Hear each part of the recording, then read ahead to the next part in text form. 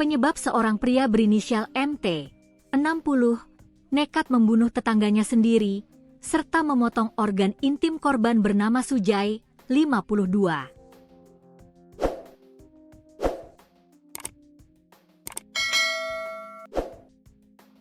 Peristiwa pembunuhan ini terjadi di areal persawahan Desa Noreh, Kecamatan Sreseh, Kabupaten Sampang, Pulau Madura, Jawa Timur pada Rabu, 3 Desember 2025, sekitar pukul 15 waktu Indonesia Barat.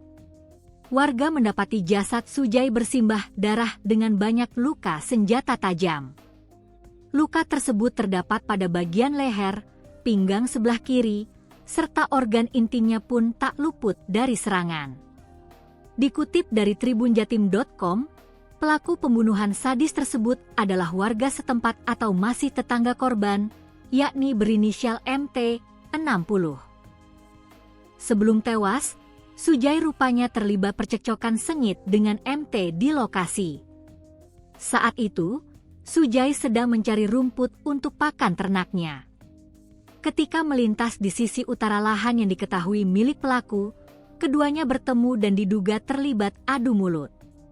Cekcok singkat tersebut berujung pada serangan membabi buta yang merenggut nyawa Sujai.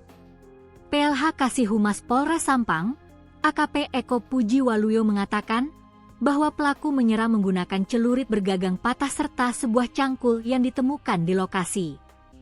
Korban sempat berusaha melarikan diri sekitar 100 meter ke arah utara, namun akhirnya meninggal di tempat akibat luka berat yang diderita, ujarnya, Kamis, 4 Desember 2025.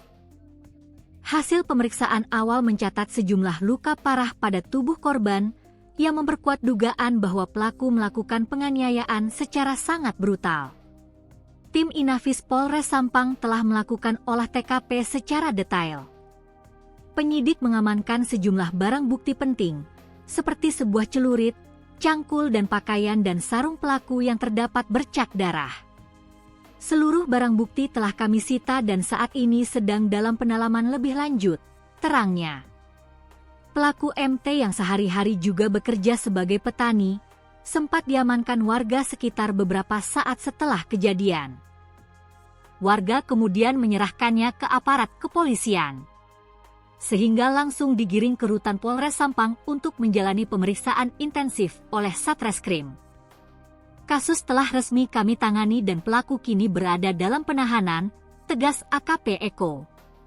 Hingga kini, penyidik masih mendalami motif di balik aksi pembunuhan tersebut.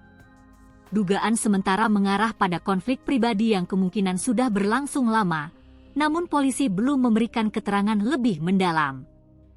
Kami terus menggali keterangan saksi dan menelusuri latar belakang terjadinya pertikaian, tutupnya.